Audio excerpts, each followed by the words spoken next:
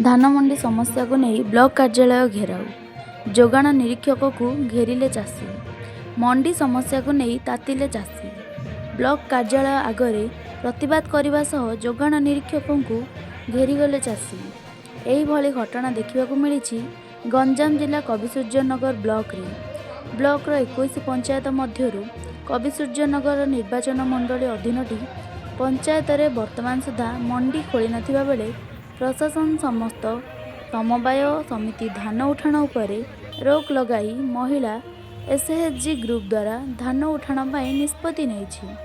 एही निष्पत्ति को विरोधकारी चाषी संगठन पक्षरु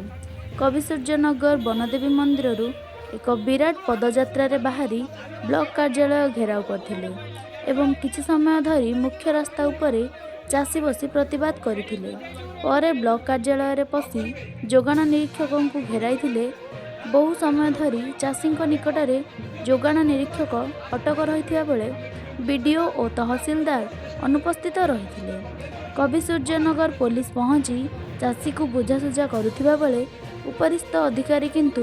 प्रतिवाद स्थल ठारू दूर रे रहिथिबारु चाषी मध्य असंतोष देखा मिलता।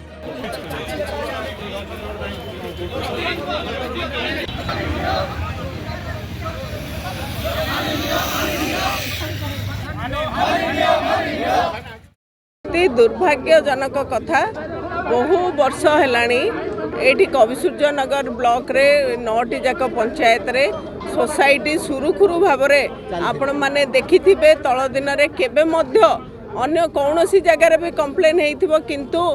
कविसूर्यनगर ब्लॉक रे जम्मा कंप्लेन होई न थाए एवं ठीक टाइम रे ताकर सबु बेले स्टार्ट हेइ थाए पेडी प्रोक्योरमेंट। अति दुर्भाग्यजनक कथा एई वर्ष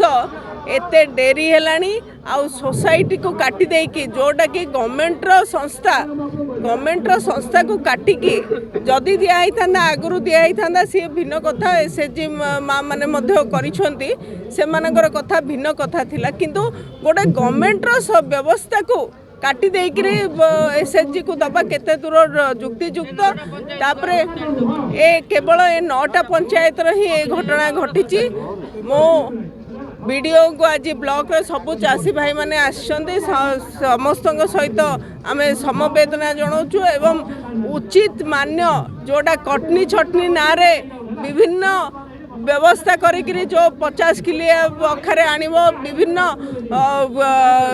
गाइडलाइन